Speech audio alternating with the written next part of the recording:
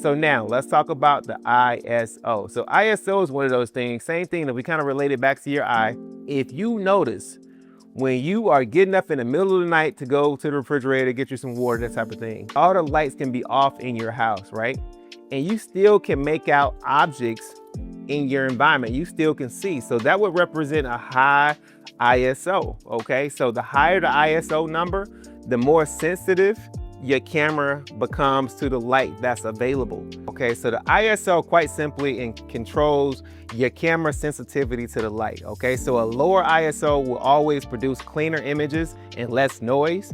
A higher ISO is always going to create more grain and more noise depending on your camera sensor. If you have one of the newer cameras that can support a higher ISO, then by all means, you can definitely use that setting to be able to allow or introduce more light into a scene, especially if you have a lens that's a very aperture lens, meaning that it's not fixed. You might have a lens that's say 3.5 to like 5.6. What that means is that when you start zooming in to the longest end of that lens, your aperture is going to automatically go to about 5.6, so you can't go below that. So ultimately 5.6 is starting to close down the opening of your lens, which what happens, that introduces less light. It's letting in less light because it's starting to close down a little bit, okay? Now, if you have that same lens, you know what I mean? If you don't want to take your shutter speed below 120, 160 to be able to handhold the camera, then at that point, you will need to change your ISO, which your ISO, once again, it's represented in, sometimes it could be from auto to 50 to 3200, 6400, and some go even beyond that, okay? So the higher the ISO that you raise your camera to, the more grain that you're going to introduce into your image depending on your actual camera sensor. So that's a setting that you might have to play around with to give yourself an opportunity to see if you want to use that to raise your light levels or not. Okay, so now let's talk about your camera's white balance. Okay, so white balance is another essential camera setting that influences the color temperature of your images. Okay, so different light sources such as the sunlight, you have your indoor incandescent lights, that type of thing, and then maybe even flash, they all have varying color temperatures that can affect your overall tone of your images. Okay, so by adjusting your white balance, okay, you can ensure that your colors are accurate.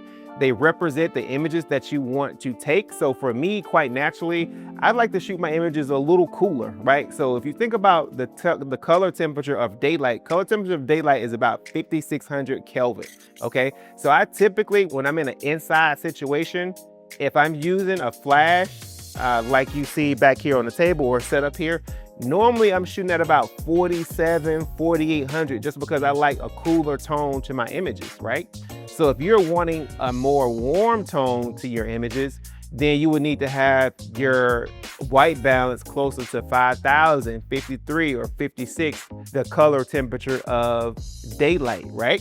Which creates a more warm look, all right? So if you've ever taken a picture outside and your image looked blue, 9 times out of 10, you either had your white balance set on the wrong setting. So if you set your white balance, if you're outside and you're shooting at about 3200, it's gonna look a little blue, right? Because that's like a setting that typically for incandescent lighting, meaning inside light. So if you are shooting inside and you're using just the light bulb that's in the lamp, so that's gonna be anywhere from 2700 to about 3600, depending on what type of bulbs you have, which is gonna give you the proper white balance, okay?